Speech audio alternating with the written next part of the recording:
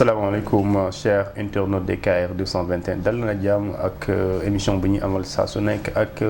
imam Amadou Makhtar Kanté ngeen gën ko xamee imam Kanté pour ñëwaat également en exclusivité et en intégralité sur les questions d'actualité dina ci bokk le conseil des ministres bi nga xamante ni moom le président Macky Sall di amal depuis le mercredi passé jusqu'au 10 fële à Thiès donc dégg ngeen moo annoncé 1500 milliards dans le cadre du développement de la région de Thiès gis ngeen également le discours de Idrissa Seck bu mu koy soññ comme quoi un discours bi wax ne Macky Sall ne faut pas essayer une troisième candidature dina ci ñëwaat ci waxu Idrissa Seck boobu mais bokk na ci également les déplacements spontanés de Ousmane Sonko un peu partout à Dakar donc gis ngeen ko ak heure bi ñu wax ak yéen mu ngi fële ci Tamba suite ak meeting bu nu reporté bu nu annulé plutôt alors la décision justement de la Cour des comptes gis ngeen ko moom tamit dafa déclarer irrecevable la demande justement au niveau de référé annulation de l'arrêté du préfet de Mbacké bi nga xam moo tere meeting boobu dinañ ci ñëwaat en long et en large aussi dina bokk ci li ñuy waxtaane situation internationale gis ngeen lu xew fale ci Mali Burkina Faso ak Guinée Bissau ñetti réew yooyu daal di am yéene def lu ñuy wax une fédération militaire pour quand même agir ensemble et lutter contre l'insécurité et le terrorisme dans la sous-région également dina bokk ci question d'actualité la situation en Syrie et en Turquie gis ngeen le tremblement de terre bi fa am plus de 20 000 personnes ñoo fa daal di ñàkk seen bakkan c'est le bilan provisoire donc dinañ ci gis également lii di réaction Imam Kanté et bu ci mujj justement mooy le refus de lever des sanctions contre la Syrie États-Unis ak lii di Union européenne dañoo bañ a teggi seen sanctions malgré le fait que il y a une situation dramatique bi am actuellement en Syrie donc laata loolu ñu jox kàddu gi Imam Kanté mu daal di nuyu ak yéen Imam. alhamdulilah rabbil alamin ci woon maa ngi lay nuyu bu baax a baax di nuyu équipe DKR 221 yëpp sa équipe technique bi nga àndal. di sawar saa su ne di échanger ak yow di tontu sama kéem xam-xam question yi nga fi indi di nuyu internautes yi nga xam ne yëpp ñu ngi ñuy topp fii ci DKR 221. ok alors ñun tamit mbégte ak bànneex la ñuy wax saa su nekk di ko dalal mais aussi fas yéene échanger ak moom si question yi nga xamante ni question d'actualité la pour yéen sénégalais aussi wala yéen internautes yi ngeen mun xam exactement lan moo ci gis-gisam alors ñu ñëw ci question bu njëkk bi gis nga président Macky Sall dafa réactiver waat le conseil des ministres décentralisé bi nga xamante defoon na ko depuis il y a plus de 5 ans tey ñu indiwaat ko alors ban lecture d'abord nga am ci conseil des ministres décentralisé fële à Thiès. ci principe bi lu ma rafetlu la parce que bokk na ci sunu erreur de gouvernance yi nga xam ni am na fi depuis le temps on peut dire colonial wala sax après les indépendances depuis bi ñu amee suñu indépendance disons gouvernance su Sénégal ça s'arrêtait à Dakar donc lépp Dakar lañ koy nosee di ko nocci Dakar lañ concentré lépp Dakar la ñuy jëlee décision yëpp et cetera ba loolu indi ñu problème yu dul jeex du xaaj mooy le fait que Dakar am benn développement bu anarchique nii démographie Dakar gis nga ni mu mel aménagement Dakar presque impossible problème inondation yi ñuy wax yooyu yëpp li ko indi mooy que lépp dajaloo Dakar je pense 80% des usines et cetera des entreprises Dakar nit ñi wut si liggéey ñëw bekkoor bi mu amee dans les années 70 tax nit ñi gën a daw ñëw dégg nga boo xasee ba génn région Dakar li ki des yëpp ñu bàyyi kook boppam bàyyi di leen wax sax waa àll bi waa kaw ga ak di wax banlieue beeg yooyu xam nga déjà gis nga am na loo xam ne noo koy tuddee rek war na ni déjà pare woo pour jóg jox ko àqam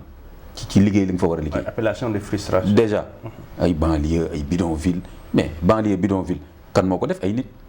parce que dafa am nu ñu ko bàyyee nit ñi am nu ñu fa dëkkee et cetera après nga ñëw tuddee ko banlieue waa banlieue bi dañu bëri coow. état war ko defar bidonville. donc ñu échoué parce que tout était concentré à Dakar toutes les opportunités toutes les écoles les universités. et cetera donc alors que loolu politique administrative coloniale la woon. c'était pas une politique pour le Sénégal. parce que AOF bi ñu ko créé tubaab bi Dakar lañ defoon mu nekk capitale AOF. moo tax toutes les élites universitaires militaires dégg nga en particulier Dakar lañ jàngee boo demee tey Mali Burkina Bénin ñëpp nii daanaka tey ñi fa nekk les hauts fonctionnaires ak ñi nekk les hauts gradés ñëpp fii lañ jàngee mais loolu après indépendance bi nag bi ñu moomee suñu bopp léegi dañu war a wax nag léegi ñu xool Sénégal loolu dama yaakaar ni am na ku ko doon wax xëy na Mamadou Dia. Je pense que moom amoon na boobu conception d'aménagement du territoire. Bon ñu am nag un Senghor boo xam ne nitu jàmm la woon. mais il était dans la culture. Vocabulaire ak yu mel noonu di corriger journalistes yi nangam ak nangam. Voilà donc après ñu gis ne tout le temps ñu ngi wax affaire décentralisation nangam mais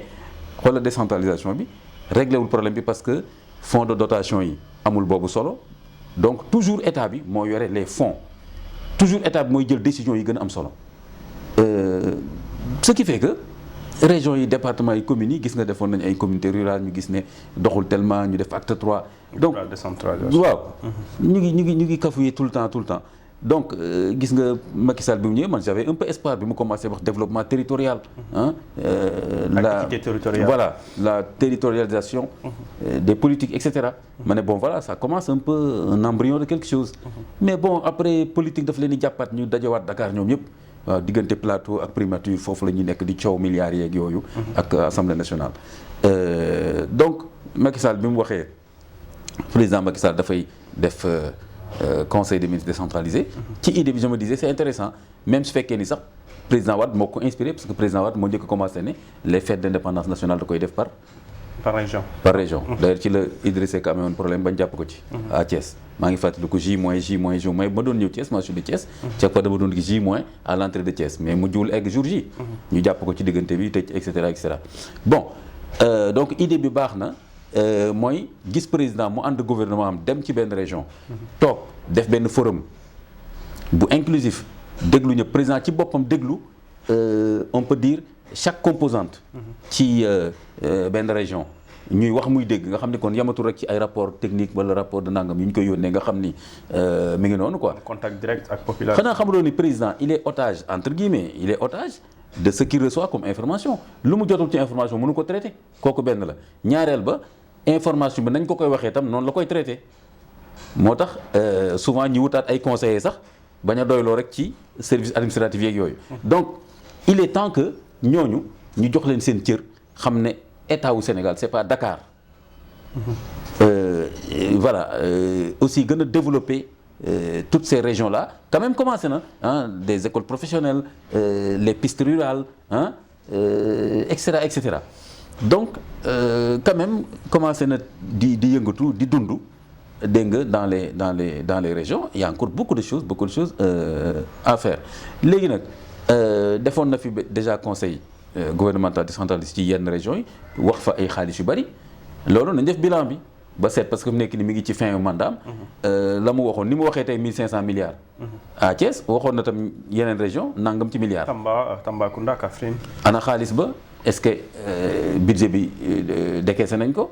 ana bilan wu loolu bilan bi tamit. ñi nga xam ni ñoom la ñu war a dépenser xaalis boobu est-ce que toog nañ defandoo un bilan co-construit benn bilan boo xam ni ñi ko seq ñëpp ñoo koy defandoo pas que ministre bu nekk ñëw daal ne sama bilan ngi nii dégg nga donc yooyu yëpp ci démocratie dëgg-dëgg noonu la waroon demee mu nekk benn genre bilan participatif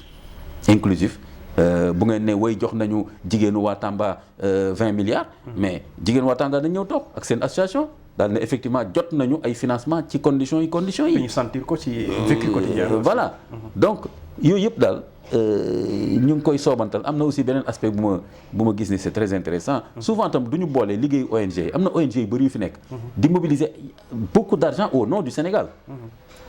il faut pas ñu fàtte loolu nit ñi dañu am complexe ONG ak yooyu mais ONG bu ñëwee ci benn réew c'est au nom du peuple que lay mobiliser ay fonds internationaux pour damay def lii mais fonds yooyu itam dañ ko war a comptabiliser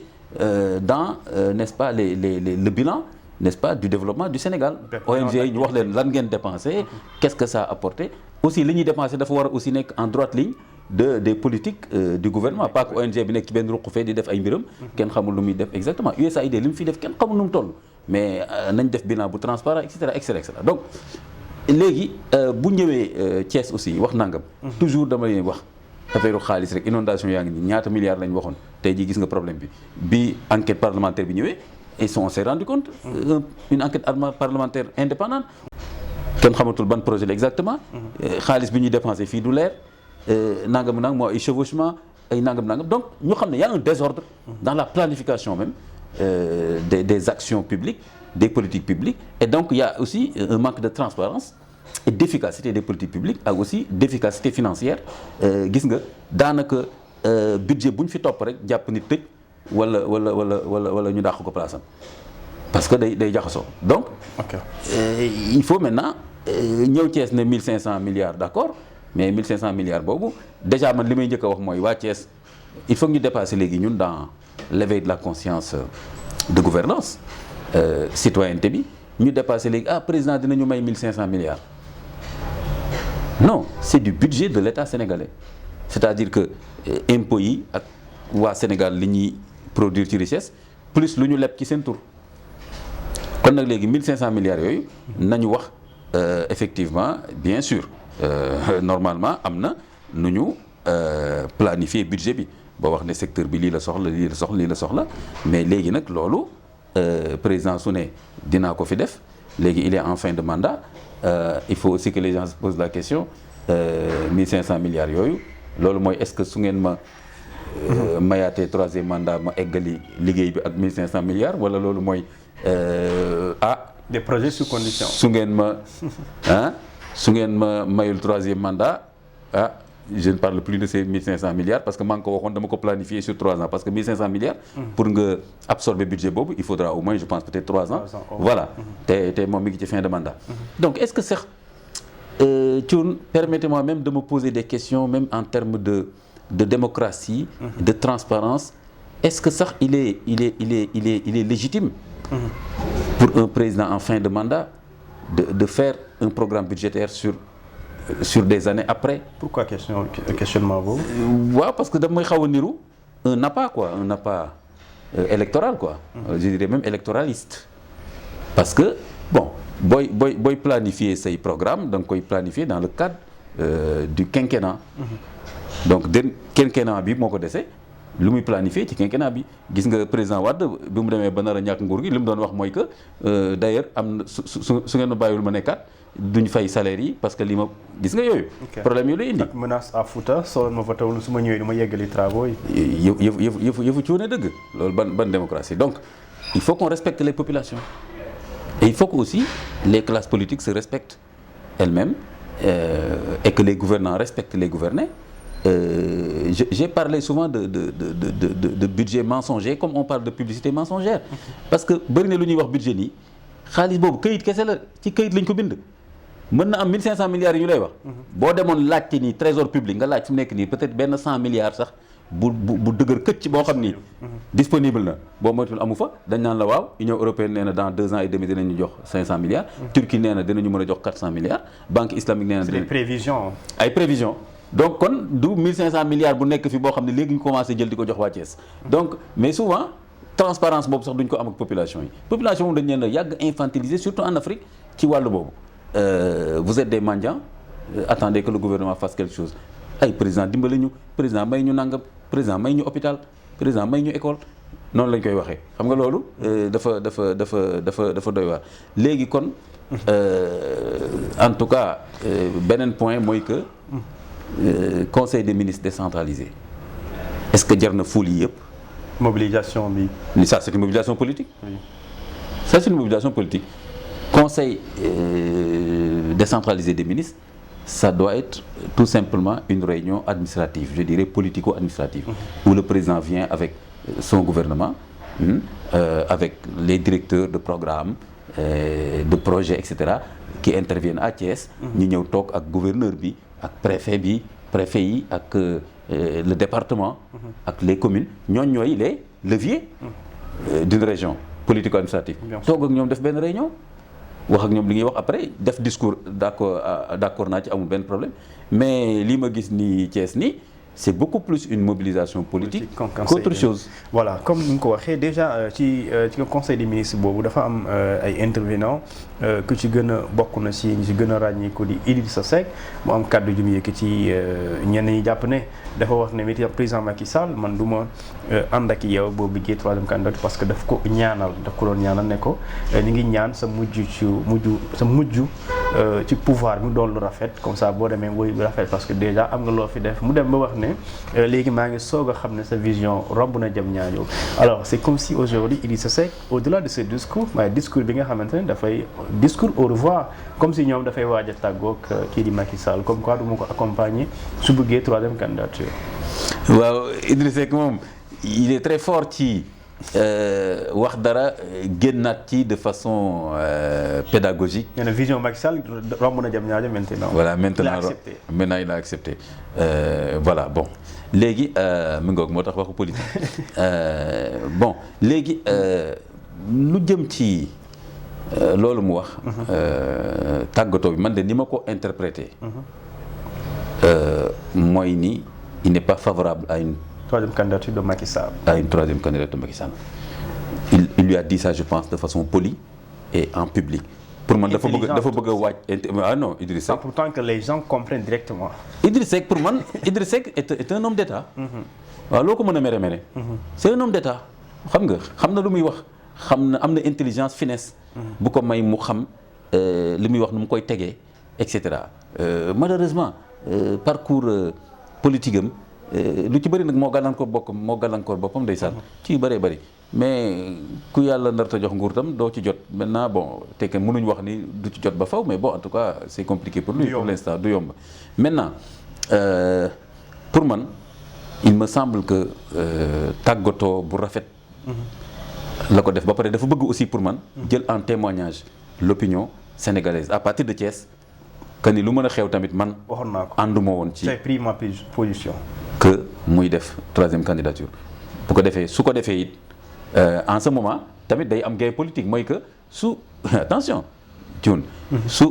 président Macky Sall demee nekk candidat Idriss Seck peut engranger une sympathie parce que il peut dire aux populations en public maintenant man day dégg ngeen keroog na ma ko waxee lii laa ko doon bañal comme nag léegi mënulu ma ko dara te c'est sa décision personnelle dem na man ànduma ci te léegi man sax candidat la pour am benn terrain de sympathie. waaw te sénégalais yi am ci ñoom sympathie jafewul noonu de sénégalais yi dañuy gaaw baal nit. est-ce que sénégalais yi demuñ ba désavouer Idrissa Seck. waa ñenn ci ñoom mais en même temps calcul politique yi aidant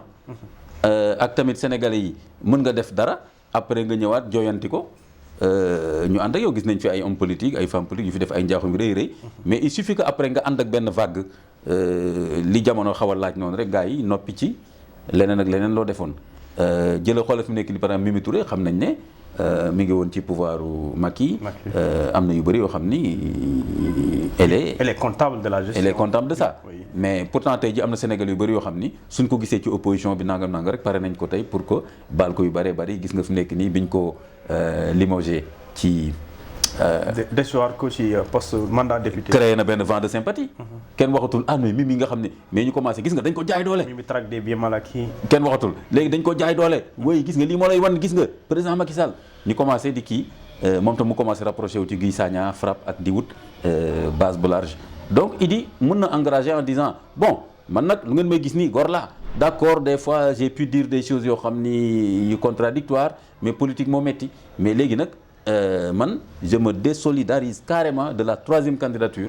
te sax man léegi damay teg sama candidature. est-ce que loolu mën na ko si génne sachant que moom transhumance di Sénégalais yi ñu bëri di bañ moo ko yóbbu ci nguur gi est-ce que quand même Sénégalais yooyu dinañ tolérer le fait que mu transhumé bàyyi leen fii ginnaaw bu ñu ko voté en 2019 est-ce que dina yomb noonu aussi. non du yomb gaa moom gaa du yomb en ce moment là ci campagne am te ku mun wax la mën na lijjanti wax donc ci campagne am mën na jéem a expliquer waat parcours am jéem a pour man. yu mel noonu da ngay am ma di sec humilité regretter ses erreurs. bul jéem a wan nit ñi que ni yéen ma dama leen gën a muus man dama koy reprocher tellement la classe politique tout le temps bu ngeen di wax nit ñi si les gens gën leen muus le fait ngay politique taxul nga gën a muus nit ñi kon dire que je regrette certaines erreurs certains choix politiques yi ma def voilà maintenant effectivement je suis d'accord que pour man président Macky Sall am na yu mu def yu baax mais maintenant fi nekk nii pour mandature ànduma ci parce que bokkoon naa ñi doon xeex bu leen fàtte de Idriss Seck moo njëkk a yëkkati xeex bi contre Abdoulaye Wade pour troisième mandat il faut pas que les gens oublient ça donc mën na wax ne loolu yëpp moo tax mënuma ànd ak moom ci troisième mandat léegi nag je suis candidat en ce moment là bu demee candidature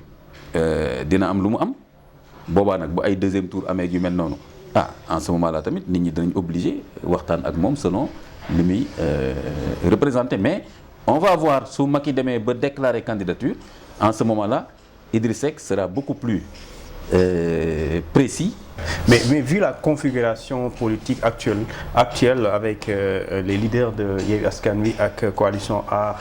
Sénégal ak yeneen acteurs politiques yi nga xamante ni dañuy occuper ce terrain là est-ce que moom bu ñëwaatee dina amaat chance mën a amaat cette popularité bi mu amoon en 2019 ba nekk non deuxième. Ça je ne pense pas du tout loolu moom c'est trop tard pour mu rattraper ko pas pour élection présidentielle bi c'est trop tard. Donc élection présidentielle bi ñëw na. C'est dans 10 jours 10 ans plutôt. Non 10 mois plutôt. Dans 10 mois. Ouais. C'est trop tard mënu fi engranger waat benn sympathie ak benn opinion boo xam ni da koy favorable ba mën ko positionner ci échiquier politique bi pour les présidentielles ba mu nekk un poids lourd loolu je n'y crois pas du tout. Sauf par extraordinaire. Voilà sauf par extraordinaire aussi on ne sait jamais parce que xam nga affaire politique mais ni ma gisee jàkkaarloo bi nii entre le pouvoir qui est en train aussi d'amasser toutes les forces qu'il peut moo tax il est possible que finalement ñu juboo wàllu mujj rejoindre Benno ak tamit nu mu tuddati am na yeneen petit parti nangam yoo xam ne ñëpp mën nañu rejoindre dans la grande famille libérale etc. Retrouvailles. Idriss Seck tam il fait partie de la famille libérale mais il peut toujours dire quand même que non même bu ma koy famille libérale affaire mandat yi moom sama position lii la ci. mais question de leadership mën na fa poser foofu su boobaa. waaw mais pour répondre à votre question. yaakaaruma Idriss Seck mën fi def sursaut politique électoral ba mën fi engranger loo xam ne day nekk poids lourd ni ma gisee Benno Bokk Yaakaar mooy Benno Bokk Yaakaar dana jéem a amasser encore jéem a fédérer vraiment la famille libérale etc. Mais aussi de l'autre côté en face même s'il y a aussi quelques divergences des fois sur certains trucs mais terewul Yewwi ak d'autres petits mouvements nangam donc pour man face à face bi ñaari bloc yooyu lay doon gisuma Idriss Seck foofu lu mu fa mën a lijjanti ba nekk fa quelque chose vraiment d'important qui peut faire la différence. D'accord déjà li nga ko waxee mais dañuy ñëwaat ci coalition Yewwi Askan Wi actuellement ñu ngi fële ci Mbacké dans le cadre du meeting de Ousmane Sonko mais meeting boobu dañ ko interdire ñoom sax dañ leen bloqué woon à l'entrée de Mbacké pour ñu bañ a jéggi li nga xam ne mooy frontière bi parce que y a une barrière des gendarmes yi nga xamante ne boo ñëwee dañ lay intercepter alors coalition boobu quand même une coalition forte boo xamante ni tey au niveau national ci arène politique bi gisaguñu bi xaw a mel ni ñoom est-ce que boobu tamit bu ñu demee ci lancé bu logique bi en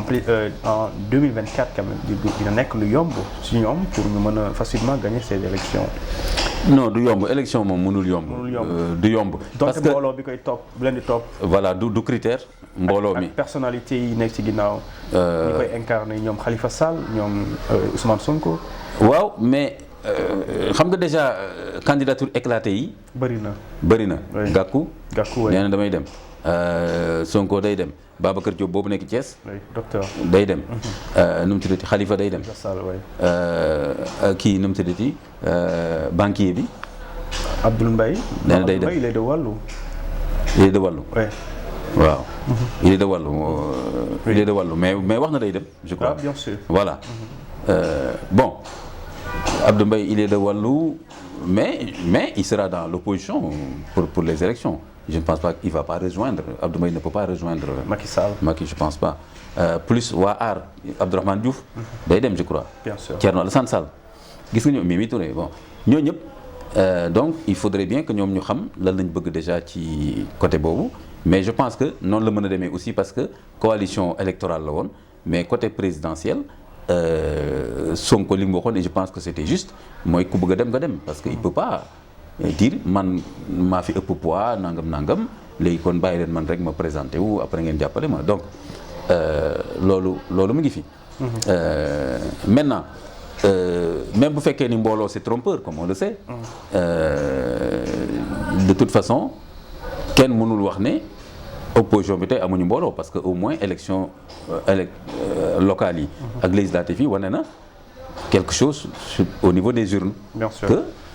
loolu c'est un bon critère pas forcément gars yi daw ci mbedd mi meeting nii mais toutes les villes ñoo gagné hein. waaw loolu c'est objectif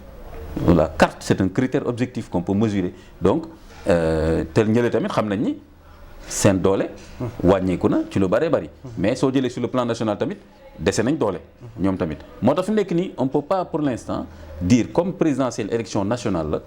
te élection nationale aussi wuute na ak législative ak local parce que local mairie bi la ñuy seet bu ñu gisee benn waay bu jub bu ñu yaakaar ne xam na mairie bi mën na kii ñu tabb ko peu importe finalement sa sensibilité politique am législative tamit dañuy def benn liste teg ci ñoo xam ne yaakaar nañ mën nañ ñafe bu ñu demee hémicycle par contre élection présidentielle nattukaay yi mën na changer quelqu'un peut dire man gis naa ni telle personne peut être un bon maire liste bi la votel mais pour président fi Sénégal toll tey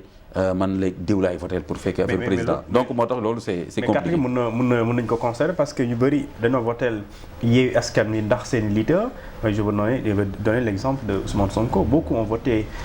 certains candidats grâce à Ousmane Sonko. Est-ce que aujourd'hui crédibilité boobu mu am du pousser waat ci présidentielle bi facilement ñu votel ko. ah kay mën na nekk. On va voir ce que ça va donner mën na nekk surtout que aussi il faut pas oublier que c'est pas la première élection de Ousmane Sonko. Oui. Il était 3e de justesse derrière. En 2019. En 2019. Pour la toute première fois. Voilà donc mënuñu wax ne benn nu mu tuddati tout tànk buy doog a ñëw la ci politique di ñëw di essayer. Présidentielle. Donc dina engranger loolu yëpp ak tamit dëkk bi fi mu toll nii opinion bi ni mu demee voilà la vie chère ak nit ñi li ñu meree gouvernement bi ci yu bëree bëri et cetera donc effectivement ça ne sera pas facile ni pour opposition bi ñu jàpp ne day yomb que ñu gagner élection présidentielle bi quel que soit seen candidat ni aussi de l'autre côté tamit c'est compliqué jusqu'à présent surtout li ko gën a compliqué mooy le fait que président Macky Sall bañ a wax ba tey ndax il est candidat ou non. Ok mais yaa imam je dirais tout à l'heure que ci mooy réalité politique bi nga xamante ni moo am ci Sénégal donc moo am ñaari camp. La majorité présidentielle ak aussi l'opposition mais ci opposition boobu moo am plusieurs entités plusieurs coalitions mais bu ci ëpp doole di Yewwi Askan Wi mais aussi ñu gis fa un leader incontestable ñëpp jàpp ne sax c'est le leader de l'opposition actuellement dafa defoon une déclaration de manifestation à Mbacké mais le préfet daf ko interdire tey ci Sénégal bi est-ce que waroon nañ nekk ci jamono ji nga xamante ni tey dañuy interdire une manifestation sachant que dañoo nekk ci régime déclaratif. Oui interdiction yi ci sama gis-gis mi ngi bëgg a bëri di tegaloo loolu day indi rek énervement ak jaxasoo ak fitna te quelque part da ngay gis ne président Macky Sall mi ngi déroulé même bu ko tuddee conseil des ministres wala tuddee ko tournée économique mi ngi déroulé di dem ci région yi ay mbooloo di ko topp. Et on a l'impression que fi mu nekk nii par contre opposition bi daanaka lu ñu bëgg a def ay lacrymogènes lay mujjee ay interdiction ay nangam. loolu mooy démb Ousmane Sonko bu muy dem par fële Guédiawaye dañu leen gazé. waaw tere leen mbooloo bi topp ko. yooyu yëpp day indi ay jonjoo yoo xam ni te day niru lu déséquilibré traitement bi entre tey jii président Macky Sall nga xam ni. mu neex mu naqari tey opinion bi dañ ko jàppee beaucoup plus un candidat qu'un président quoi pour ñoom jeexal na en tant que président fi mu nekk nii leneen la bëgg a teg quoi donc je pense que les services de l'État surtout les services nu ma ko mën a waxee de la préfecture ak yu mel noonu war nañ gën a jël seen responsabilité ci vraiment autoriser li nga xam ni jaar na yoon li ma dégg Mbacké xaw ma benn signature xaw ma lan ak lan mais bu dee loolu rek la on appelle les concernés xanaa kay député yi nekkal Pastef foofu préparer meeting bi. ñëw déposer xanaa duñ mënuñu ñëwaat mottali li ñu war a mottali. bu dee ñetti signataire la waroon def alors que ñoom ñaar lañ def. nga woo normalement le secrétaire de la préfecture xam nga appel pour venir compléter. noonu la ñuy def un dossier incomplet donc. c'est du sérieux quand même. Voilà je crois que. vraiment man affaire boobu bi ma ko déggee man j'attendais que ñu wax ma ne préfet dafa ne dafa démb xaw ma dafa am ay groupes yu fi ñëw yore ay machette wala xaw ma lan ma ne ah d'accord mais que benn signature bu manqué extra. mais je pense que pour justifier aussi motif boobu dafa indi benn article loi bu existe en 1974 bi nga xamante ne beneen bi en janvier 78 moo ñëw abrogé ko pour justifier loo xamante ni xew na il y a 4 ans. préfet yi gouverneur yooyu nañ def attention parce que fi mu nekk nii pouvoir central bi en fait le pouvoir exécutif day am tentation utiliser bien sûr les pouvoirs administratifs en fait politique administrative mooy gouverneur préfet donc ñooñu nag war nañ xam ne ñoom état lañ fi représenté mais pas l'exécutif loolu c'est très important moo tax fi mu nekk nii ni ñuy waxee indépendance de la justice noonu tamit séparation des pouvoirs noonu la amee aussi les préfets les gouverneurs représentent l'État mais donc dañu war a rek doxal yoon pas li exécutif bi bëgg donc ñoom tam nañ def attention surtout que léegi tamit parti yëpp am nañ ay experts en droit yoo xam tey loo fi génnee ci affaire droit ñu xool ko tout de suite dem ci plateau yi ne la du loolu donc loolu tam c'est intéressant c'est bien waaw parce que bu njëkk ba yooyu am fi woon dara day xew gouvernement bi ne nangam ñu jàppal leen ma kii tëjal leen ma procureur bi génn jàppal leen et cetera loolu moo fi amoon léegi yooyu dañ ko war a dépasser donc vraiment s'il y a pas quelque chose d'objectivement qui menace vraiment l'ordre public nañ bàyyi nit ñi ba pare au contraire fi mu nekk ñu ngi recruter ay gendarmes fan yii yëpp ñu ngi ay recruter mais personnel boobu yëpp lan lay jëriñ nañu dem encadrer les manifestations. parce que li nga wax nii moom la loi bi wax daf ne l'autorité administrative pour qu'elle interdise une manifestation il faut 2 conditions nécessaires et cumulatives donc 2 conditions yi mu ne la première mooy il faut que l'autorité prouve qu'il y a une réelle menace de trouble à l'ordre public et la seconde plutôt il faut mu prouver qu'il y a indisponibilité d'éléments de force de sécurité et de défense alors pourquoi et pourtant des fois on a tendance di gis ñu bàyyi ñaari conditions yooyu di indi yeneen motifs yoo xamante ni qui n'ont rien à voir avec les motifs d'interdiction légaux et c'est dangereux et on ne doit pas le faire même si ni ma la ko waxee fi mu nekk ni moom yërëm naa préfet yi ak gouverneurs yi parce que tension yu mel ni su amee ñu jege élection ak yu mel noonu bien sûr l'exécutif a toujours tendance à mettre la pression sur les gouverneurs les préfets pour interdire lii bu leen bàyyi lii mu jàll et cetera donc mais ñoom tamit ñoo war a jël seen responsabilité politico-administrative daal ne yoon lii la wax bu dee yenn dëkk yi moom yenn pays yoo xam ni egg nañ foofu di nga gis gouverneur bi wala préfet ne man dama koy autoriser parce que gisuma dara lu koy interdire et cetera donc loolu la mais daal il faut pas ajouter de la tension à la tension déjà nit ñi bu ñu déclarer bu amee lu complet wul nañ leen ko wax à temps ñaareel ba mooy que ni nañu mettre les forces de défense sécurité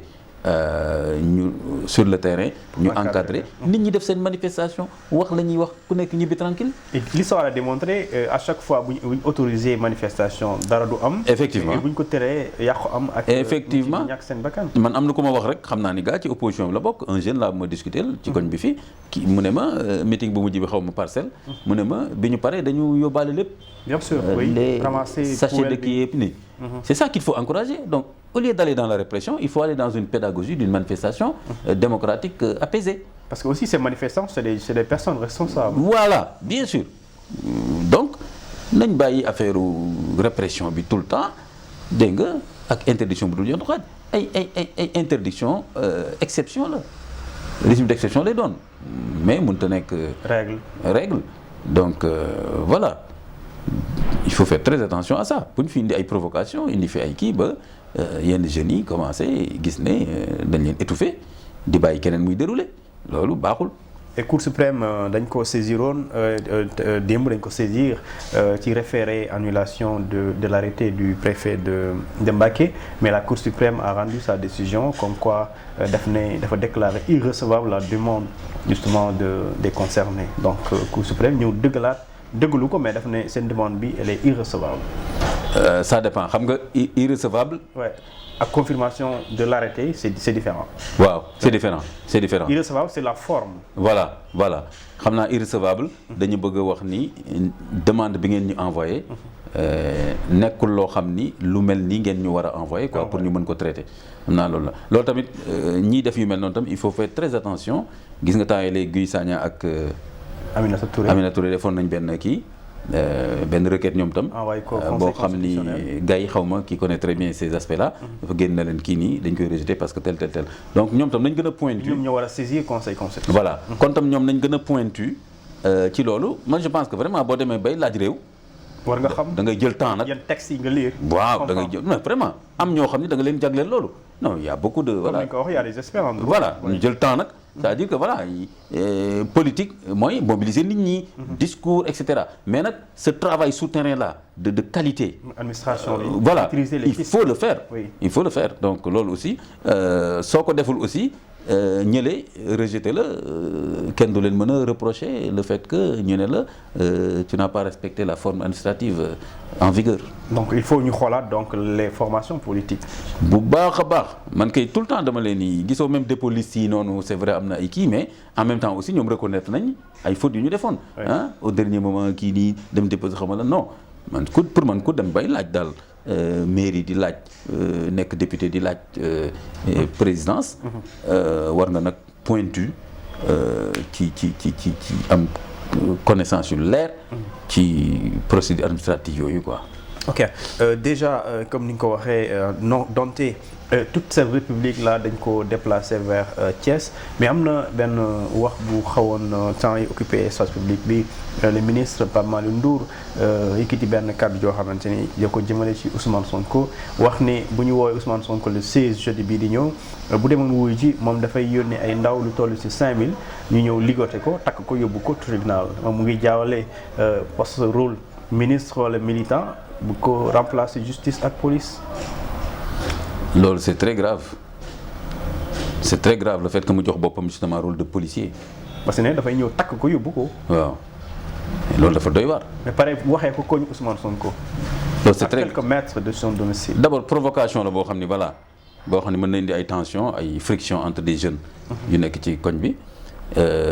ba pare du wax boo xam ni wax bu responsable la par rapport ak quelqu'un qui est un institutionnel un ministre muy jox boppam rôle de force de l'ordre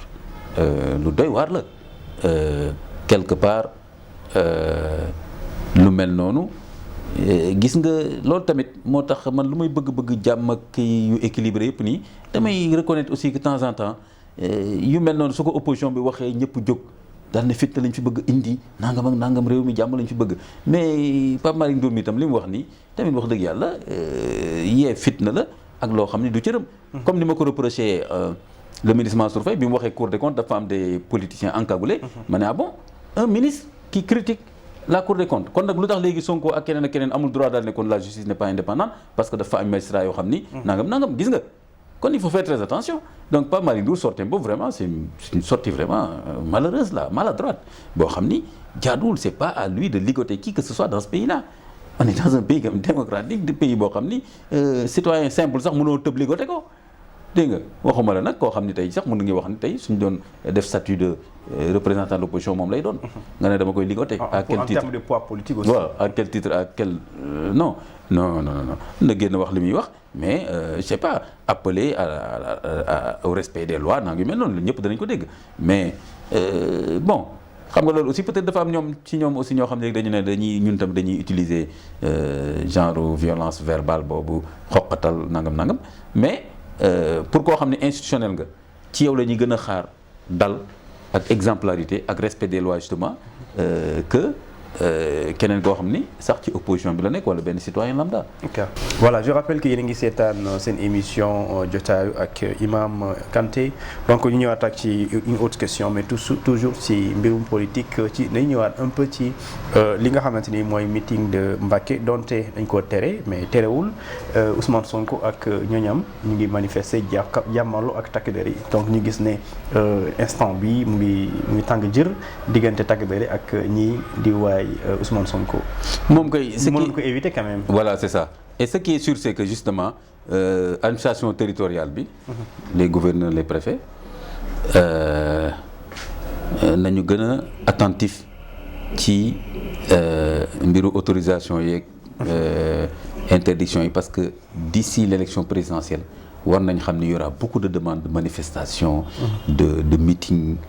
xawma de et cetera. donc nañ def attention bañ a rajouter l'attention à la tension vraiment opposition tam li ma leen di wax mooy de respecter vraiment les procédures et tout à temps et l'État doit encadrer comme il se doit les manifestations politiques et tout et citoyennes parce que droit citoyen yi la.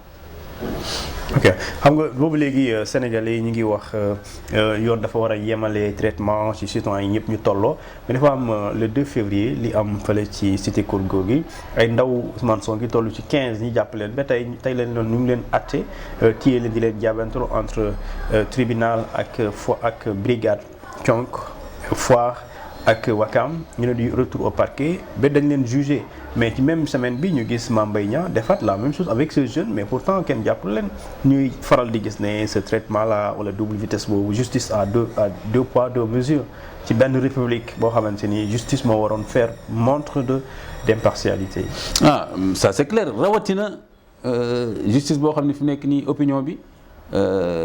xooluñ ko bët bu rafet. Donc vraiment il faut pas rajouter de l'huile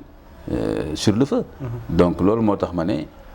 vraiment actuellement justice bi ak tamit ni ma ko waxee les autorités politico-administratives territoriales nañ def bu baax attention bañ a jox encore de la matière aux gens qui considèrent que le traitement est inégal par rapport n'est-ce pas aux manifestations aux sorties des gens qui sont avec le pouvoir ak des gens qui sont dans l'opposition soxlawuñu loolu bu ñuy wax jàmm tamit justice moo koy lal donc gis na ñeneen dëkk ni mu demee on souhaite pas que loolu egsi Sénégal mais tamit boo bañee mu egsi fi da ngay bañ a def erreur yeneen dëkk yi def ba loolu egg fa waaw mooy ay répression yu aveugle ay pouvoir administratif bi ak judiciaire beeg yooyu yëpp ànd ak exécutif bi ci lu ko neex gis nga après la preuve bu fa coup d'état amee wala dara bu amee dañuy annulé waat dossier yëpp nii nommé waat ay juge nanga wan leen ni ko yi ngeen doon def yëpp nangam yooyu jara bàyyi xel la Guinée par exemple bi ñu ñëwee ils ont repris tous les dossiers judiciaires là wane ni lii yëpp dara tegu ci yoon mais da lay wan ni procureur yi fa nekk ñooyu yëpp noonu amu ci kenn kuy génn di ruspet naan man def naa sama liggéey normal da ngeen ma jaay doole mais au contraire profil bas quoi genre bon lii moom vraiment lañ ma waxoon naa ko def donc Sénégal moom waruñu cuune ba egg foofu et que on doit respecter le peuple sénégalais et surtout nag le président Macky Sall Sénégal defal na ko lépp ba mu nekk président ba am ñaari mandat vraiment warul bàyyi réew mi ci benn état délabré ak benn état de violence de fitna boo xam ne moom lu mu metti rek fekkoon na fi Sénégal boo xam ne mën nañ ko gouverner quoi. ok déjà wax nga ko mooy cas Guinée boobu mais Sénégal aussi dañuy xaw a wax benn phénomène la politisation de l'administration ñu gis ne président mooy nommer les directeurs généraux des établissements publics mooy nommer également les présidents d'institutions moom mooy nommer les gouverneurs mais lan la ñuy def ba quand même dépolitiser cette administration bi nga xamante ni moom dans l'exercice de ses affaires de ses fonctions dafa war a nekk lu impartial boo xamante ni teewalul nguur mais Sénégal lay teewal. waaw loolu mooy principe bi de te maintenant je reconnais que man sama bopp mënuma la wax ni am naa ci benn solution toute faite mais ñëpp war nañ ci réfléchir et y compris la société civile. pour que lépp lu jëm ci dépolitiser dans le sens de effectivement mooy que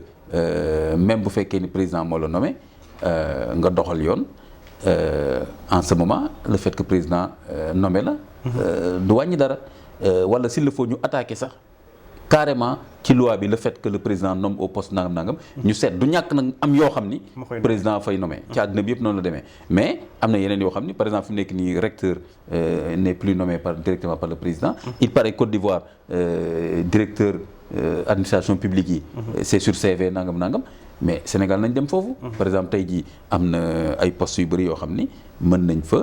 dégg nga nommer sur CV s'il le faut sax ñu am 3 candidats et après le président tànn kenn lu ci am importance pour man mos naa ko wax sama page Facebook. mooy que ni kooku day xam ni kon jaar-jaaram. dégg nga moo ko indi ci poste bi et que résultat la war a wut mais du ne ministre bële moo dem ci sama nijaay mu dem ci président mu jox ma poste bi décret de nomination. moo tax gisoo ku ñu nommé rek sur le champ li ngay njëkk a def mooy commencer wut base politique. parce que da ngay jàpp ne foofu nga toog soo amul base politique pour wan président que ni gox bi mën naa la fa jàppale da la fay jëlee. te kon président bi tam yow loo compétent te wanoo ko ni mën nga ko jàppale sur le plan électoral da la fay jëlee xam nga kon où est le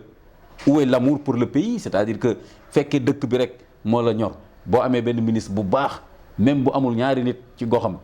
sur le plan politique parce que demu fa politique moo tax c'est pas parce que bëggul nit ñi foofu wala nit ñi xamuñ ko mais demu fa politique moo tax nit ñi ñëwuñ fekk si ko ci politique mais mi ngi gérer secteur bi nga ko jox avec compétence doo ko fa bàyyi mu liggéey.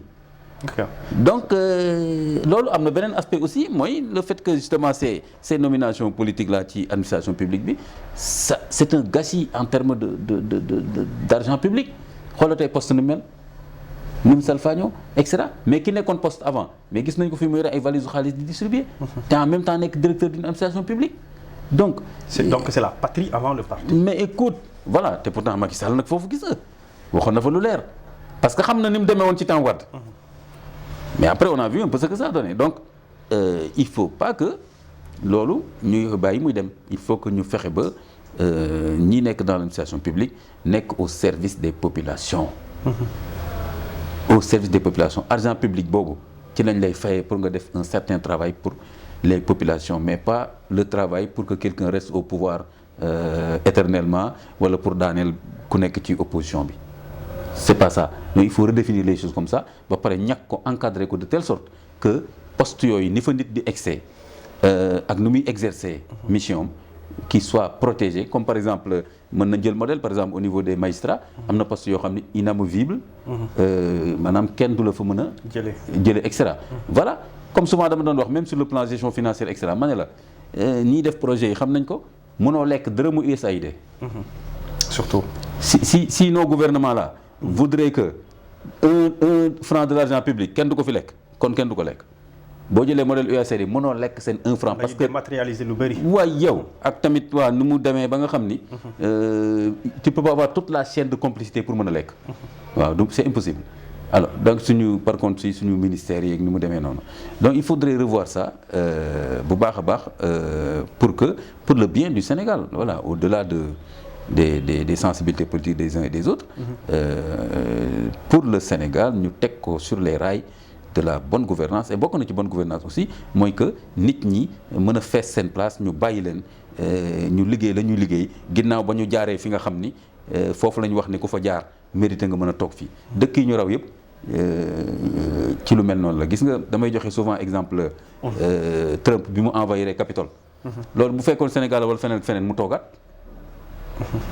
mais lu tax bële échoué c'est parce que le chef d'état-major le président xaw ma du congrès ak xaw ma am na 4-5 personnes yu nekk dans de hautes fonctions yu ko ne duñ la bàyyi nga def lu neex te loolu ñooñu seetuñ ci lu neex Obama wala lu neex Biden wala lu naqari Trump malgré loolu yëpp noonu kii piloté avion bi dafa ñëw jël si ko dugal ko ci avion bi yóbbu ko parce que président la jusqu'à minuit ñu wan ko ni sa cër dañ la koy jox ñun nag yooyu fii daf fi manqué manifestation yi sax am na ñu accédé woon ci biir oui mais gis nga mais voilà xaw nañ leen bett kam accéder mais rapidement ñu maîtriser leen gis tam Brésil Bolsonaro gis nga jaxase ba mu fa bëggoon def mais après la preuve mooy après kii gouverneur beeg xaw ma ñeen ñëpp ni dañ leen limogé pour wan leen ni bàyyi ngeen loxo donc il faut aussi pas que Sénégal ñuy jël ndaare démocratie c'est pas juste rek ay élection ak yu mel noonu bonne gouvernance aussi c'est pas juste rek way ay slogan ah da ngay poser ay actes yuy changer la façon de gouverner yuy xeex corruption de façon nette et efficace yuy dugal équité territoriale justice sociale inclusivité mais concrètement ok une question judiciaire mooy la Cour des comptes la Cour des comptes rapport am bu mu génne woon le procureur daal di génne communiqué di wax ne dina sàkku na la DIC mu tijji information judiciaire contre les 10 ministres ainsi que les DAGE en quelque sorte bépp nit bu ñu jàpp ne sa tur feeñ na ci mbirum gestion fonds Covid bi mais problème bi mooy ministre yooyu dafa am loi bu wax ne ministre kenn mënu ko déglu lu dul haute cour de la justice donc mu mel ni une sorte de mascarade une manœuvre. En tout cas oui en tout cas bu fekkee ni le ministre parce que suñu nee le ministre de la justice xam nga moom mooy jokkoo ak le parquet le procureur pour wax ko mën na engager effectivement ministre kenn mën ko poursuivre kon pourquoi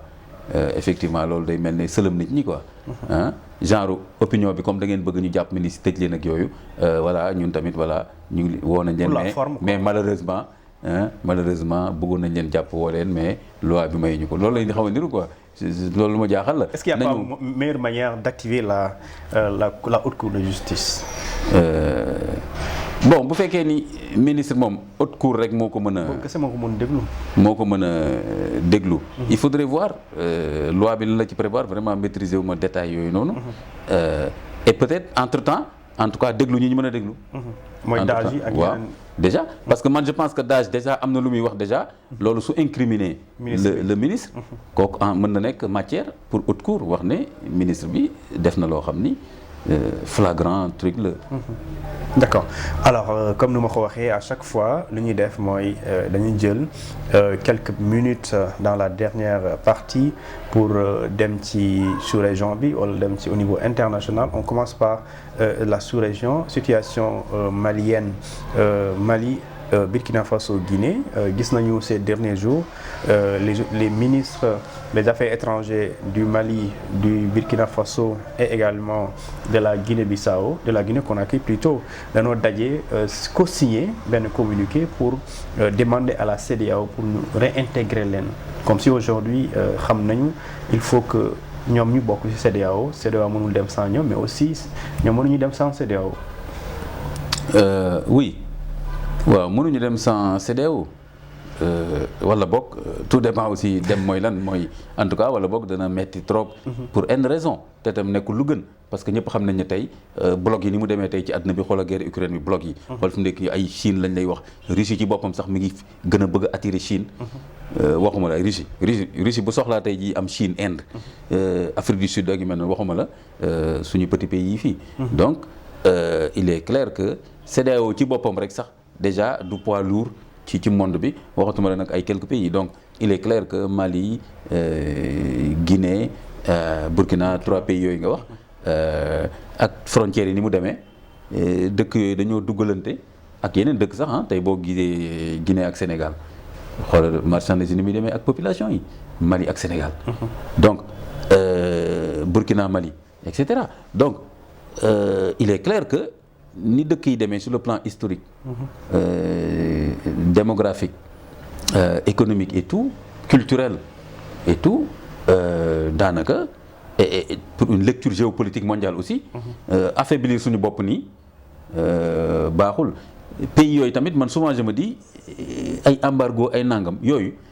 c'est une forme de punition collective punition des peuples boo xam ne du seen faute tey Guinée boo amee ñu def coup d'état c'est pas la faute des populations guinéennes ba ñu leen di embargo ba seen doom du ñu am meew bu ñu naan wala que marchandise du jóge Sénégal dem fa tout simplement parce que y a quelques militaires qui ont fait un coup d'état donc il faut trouver une solution punir les autorités voilà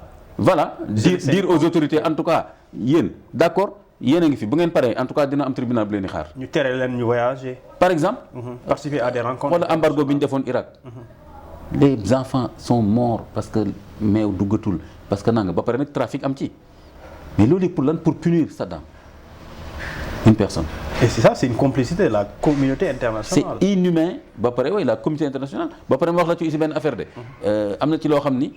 africains yi lañ koy def ak yenn pays arabes yi et cetera nga xam ni ils sont divisés comme ñun wala sax pire yow gis nga arabe yi ni ñu mel mais am na yoo xam ne même bu fekkee benn pays européen moo ko def te jaaduwul duñ ko defee nii danañ seet nuñ koy sanctionner mais duñu massacrer peuple bi duñ fa def benn punition boo xam ni day tax peuple bi yëpp di souffrir. Ok. Donc ñii c'est normal que ñu demander ñu réintégrer leen. pour man lu mu metti ça doit toujours rester dans la famille ñu koy régler ci biir. waaw bu ñu dàq kenn ci CEDEAO lu mu metti nañ leen bàyyi ci biir comme léegi génne woon nañ leen bàyyi ñu ñëwaat. et que ñu waxtaan wax leen léegi ngeen planifier pour les élections prochaines. On vous accompagne et cetera mais nañ def attention de il faut pas que ay yeneen intérêt yu dul intérêt CEDEAO bien pensé réfléchi par nous-mêmes les citoyens de la CEDEAO di am la primauté dans les décisions de la CEDEAO mooy ay France commencé di wax naan bon CEDEAO na ngeen moytu lii parce que ñun jubóo ñu Mali actuellement wala américain naan leen attends Wagner comme dafay ñëw léegi yéen non. Okay.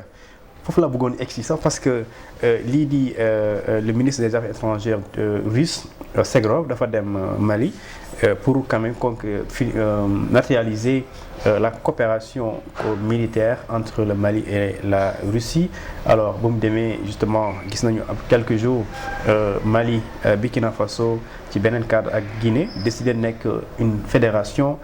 pour conjuguer leurs efforts militaires mais pour am une stratégie globale de lutte contre l'insécurité et également le terrorisme bi nga xamante ni xaw na leen sonal mu nekk quand même une solution à leur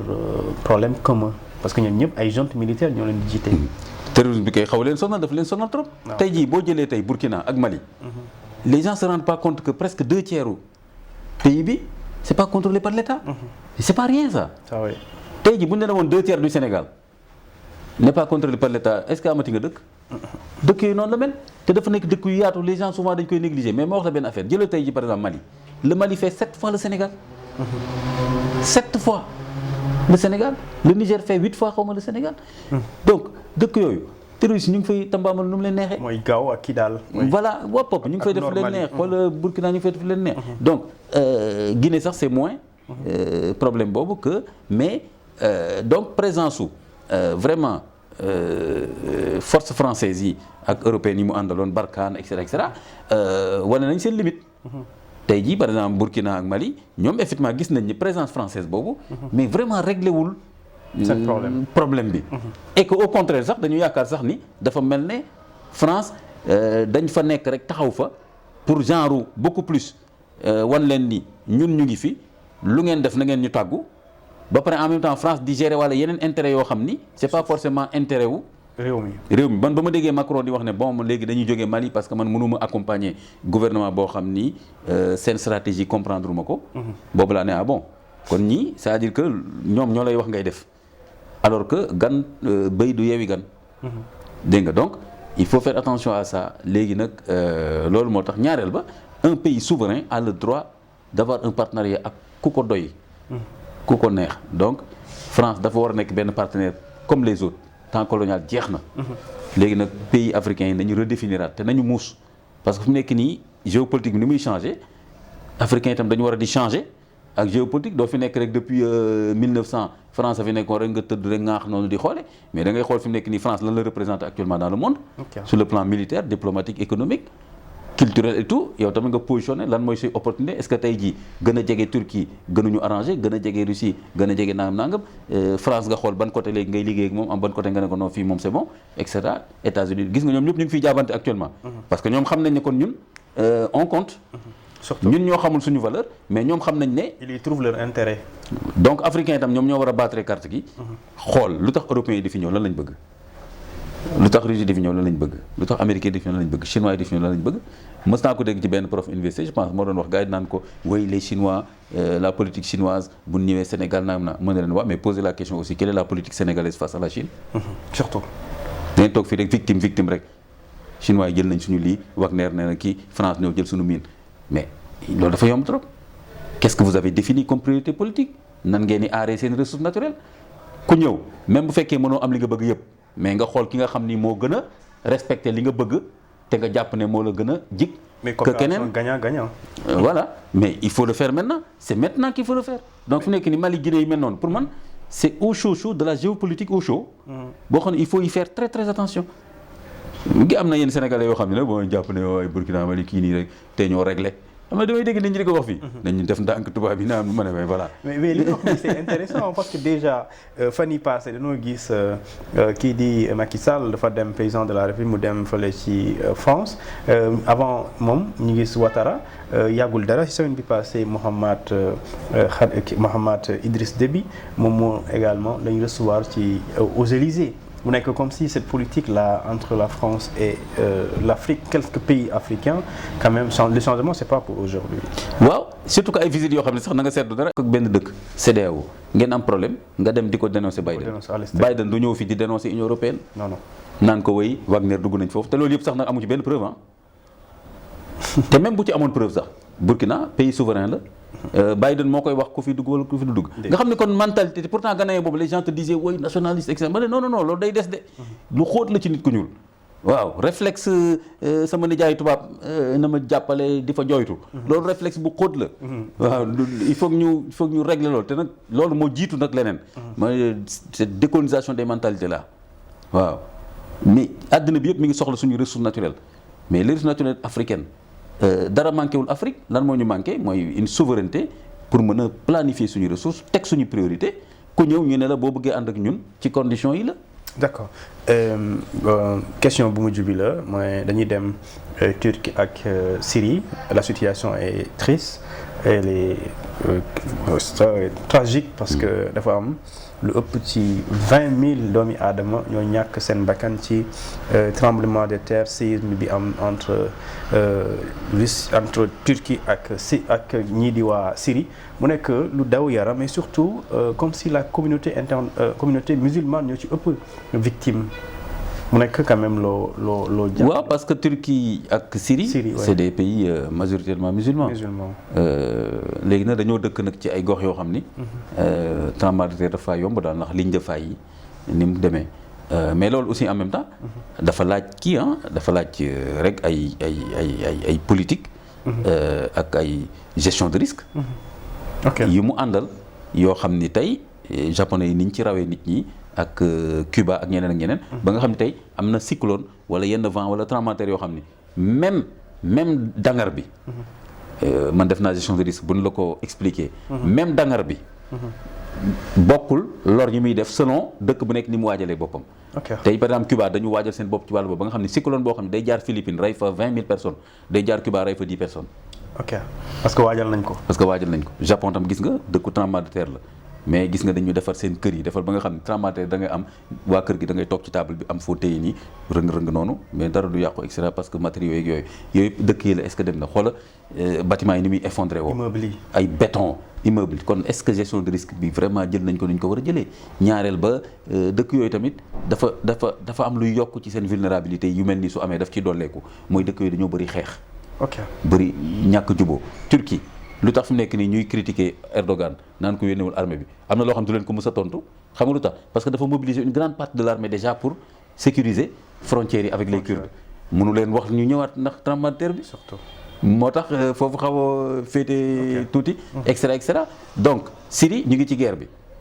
gars yi embargo bu injuste mooy li ma la wax punition collective encore naan non bu ñu indee ay aide gouvernement bi da koy jël mais nañ ko poser les conditions. malgré situation boobu Amérique États-Unis ak Union européenne danoo bañ lever sanctions yi. c'est inhumain te nee naa la bu doon benn pays tubaab ñu lever ko. parce que duñ bëgg benn tubaab faatu. waaw léegi nag kon war nañ ko lever même bu fekkee ni gouvernement bi dañu wax ne lan boo ñëwee indi aide alimentaire gouvernement bi da koy récupérer mais gouvernement même bu koy récupérer. askan wi la koy jox. Du ko def ci ay magasins. dana ko jox nit ñi ñu lekk dund ci ñaareel ba même buy récupérer du lépp lay mën a récupérer parce que yéen su ngeen ñëwee indi seen aide indi seen i caisse gouvernement mën na wax ne man quota bi sax dama ko soxla fële ngeen ne ko au moins quota bi na dem fii kon au moins dina am loo xam dana dem ci ñi ko soxla ba pare ngeen teg caméra yeeg ñëpp nii ñu xam ne ngeen tiiñal régime politique wan ko ni ñun indi nañ aide bi yaa jël def ko la neex Iran ngi nii ñu def ko embargo boo xam ne tegul fenn lu dul pour protéger Israël d'accord xoolal fu nekk nii li ñuy critiquer Iran yëpp ci ne amul démocratie les mollahs et cetera ban différence moo am sur le plan théologique amul benn différence presque entre le régime saoudien ci côté islam au pouvoir ak statut jigéen ñi ak yu mel noonu Iran sax moo tane day am élection ak yu mel noonu loolu amul Arabie Saoudite mais xoolal Arabie Saoudite jàmm bi ñu am pourtant Iran lu ñuy wax jigéen ñi ñoo libre mel na Arabie Saoudite jigéen dana dox ci mbedd mi kii sans voile nangam ak yeneen pourtant est-ce que gis nga leen ñu mettre la pression foofu parce que foofu kooku allié la. D'accord. Mais kon ku bañal Israël bañal Union européenne bañal États-Unis moom tey nga dee. D'accord voilà donc Imam ñu bàyyi la nga tàggoo. waaw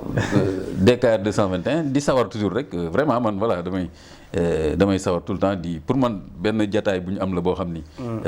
yitteel na ma trop parce que vraiment dana ma permettre ma def samay analyse vraiment xalaat yi may xalaat ci diggante bi ak yi may liir yëpp balaa ngeen di ñëw.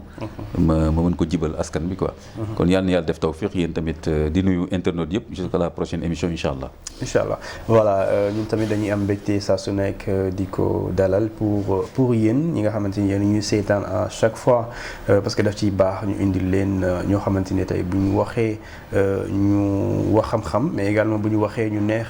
dégg donc moo tax ñu ko yéen tamit di leen jaajëfal ci fidélité bi ngeen am sunu chaîne DKR 221 di leen dig daje prochainement ci beneen jotaay.